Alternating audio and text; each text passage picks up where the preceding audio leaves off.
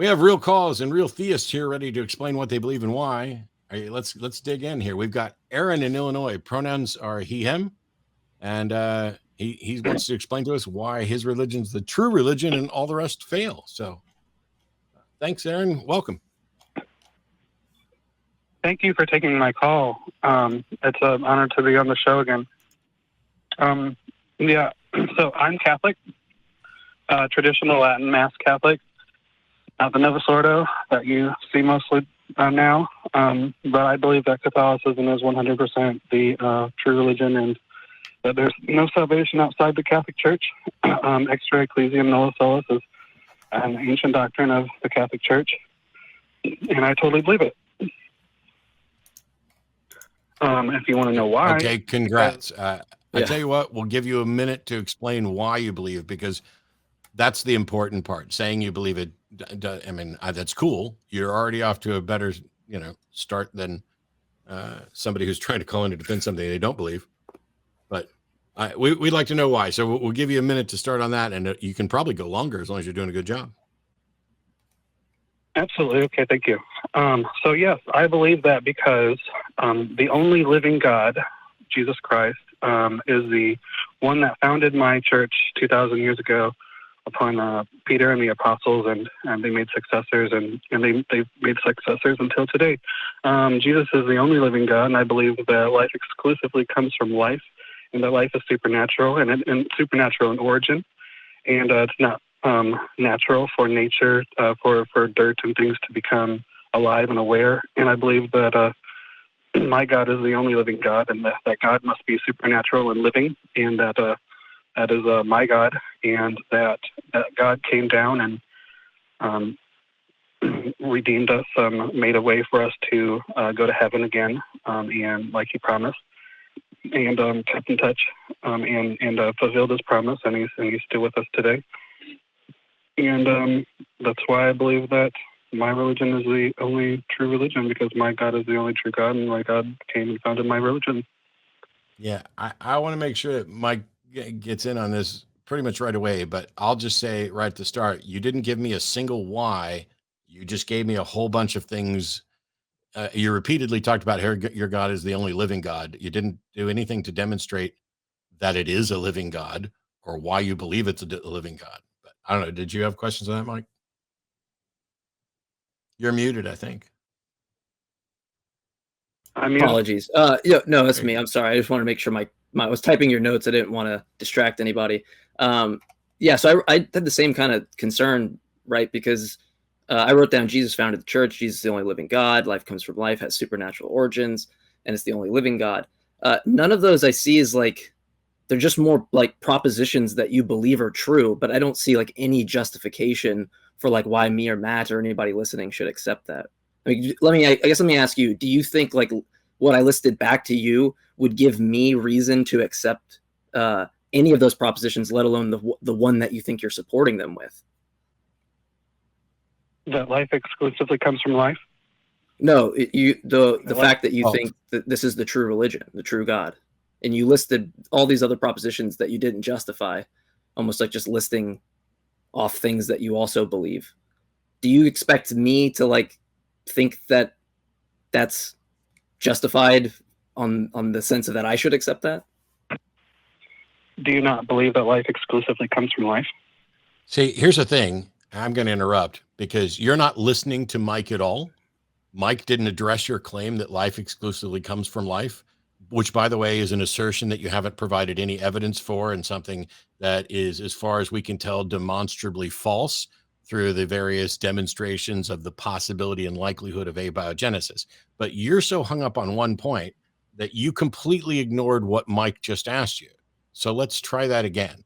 Do you think that Mike should believe based on the assertions that you made? Yeah. There you go. You do? Okay, so... And you're muted again. Oh, it's just delayed. Okay, no worries. Yeah, so, like, I guess it's strange to me because, like, the way that I take, if I hold, like, a proposition to be true or I have a belief, that for a lot of cases for me, it's that I can generate some type of like prediction, or that it's backed up by things that made predictions in the future. And one of the big reasons for that is that you can take any set of data that you have and you can like construct a hypothesis, right? Like I could say like, I had a good day today, therefore like good day fairies. That's evidence for good day fairies or something. Like we could construct a lot of different hypotheses on what explains the data. It doesn't sound like to me though that you've given really like any like reason at all. You just listed claims that you also believe, but like just an example of something that I would be looking for in my standards of evidence is like something that actually separates your claims about the data versus something I could make up, right? Because I could just say, well, I think Islam is true or some other religion's true, and then list other claims that they also believe in. And I don't feel like you would find that compelling in any way, the same way that I'm not feeling what you said was compelling in any way. I haven't found any compelling arguments for abiogenesis. Why are you hung up on? Why are you hung up? Oh, go ahead, Matt. Because that's a really okay. What I'm saying is, you say you haven't found any compelling arguments for abiogenesis. Well, okay, let's pretend for a second that none of us found compelling arguments for abiogenesis, despite the fact that we've scientifically demonstrated that it is in fact possible, just not in exactly the conditions that we believe the early Earth was. But that puts us in a position where none of us can have a good reason to believe in abiogenesis. But that does not mean that your assertion that life only comes from life is true. The absence of a conclusive demonstration for abiogenesis does not mean that your claim that life only comes from life is true. You have to actually demonstrate that. That is just fallacious reasoning. It is a completely fallacious argument for you to suggest that you can reasonably conclude that life exclusively comes from life just because there isn't a demonstration of abiogenesis. That's not the way the burden of proof works. It doesn't seem like it's going to rule out when you have a claim to like it's the one religion, the one true religion, or the one true God. Like presumably other theists would just make the same claim. So that line of evidence, even if I granted it, isn't going to get you to your specific flavor of theism, right? So like I don't really even see the force on that, right? So like what is like the best evidence or the best justification you have specifically that's geared towards Catholicism that doesn't also include like other religions that we would have to further investigate, right? Like what's something that separates that from any other claim we can make, a naturalist or another theist? Because my God is the only living God. That's just to beg the question. Okay, prove that your God is alive at all. What? I mean, how do you expect me to do that? I don't know. I'm not the one making assertions. If you're going to, if you're going to make assertions that your God is the only living God, and you're going to call into an atheist show where you're asked to talk about what you believe and why, when I ask you why you believe that your God is a living God, you don't get to say, how do you expect me to do that? You were supposed to show up with your A game. It's not my fault that you aren't ready to defend what you believe. Why did you call in if you can't defend it? God, come down and show yourself. Is that what you want me to do? Are you just a prank caller trying to have some fun and get yourself on the air? Is that what you're doing? No. Have you got any way to demonstrate that your God's actually alive at all? I mean, no, I can't make him do nothing now. Cool. Thanks. Bye. Wow. It's so weird. 17 years and people haven't figured out that they can't just call in and say, I believe that my God is the one true living God. Okay, why do you believe that? I don't know. Well, can you prove it? How would you want me to prove it? If you don't have any concept of what should convince people, how the hell are you convinced?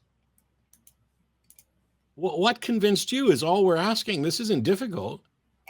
We started this and we were like, hey, well, why do you believe what you believe? Well, I believe the Catholic Church is the one true church because my church is the one with the only living God, and it founded it about 2,000 years ago with Peter and the apostles. And life exclusively comes from life, and life is supernatural in origin, and dirt doesn't naturally become alive. And my God's the only living God, and God came down and redeemed us, and my God's the only living God. And the one thing that you said more often than anything else is the first thing that you can't demonstrate. You can't demonstrate that life comes exclusively from life. You can't demonstrate that the origin of life is supernatural in origin. You said dirt doesn't naturally become alive or aware, but only your stupid book is the one that says human beings were formed out of dirt. Science doesn't say you're formed out of dirt. It's wow. All right. It's a weird day. I think we're gonna have. Yeah, I always think I have no idea. It just is funny to me when people like. I don't want to do it to be mocking or anyway, but it's like when people come with the whole abiogenesis kind of criticisms, I'm like looking at like one thing like RNA on clay versus God breathed into dirt. And like that's the position on the other side that someone thinks has like more evidence towards as opposed to something that's actually being currently studied. It's like, okay, I don't know how to argue with you.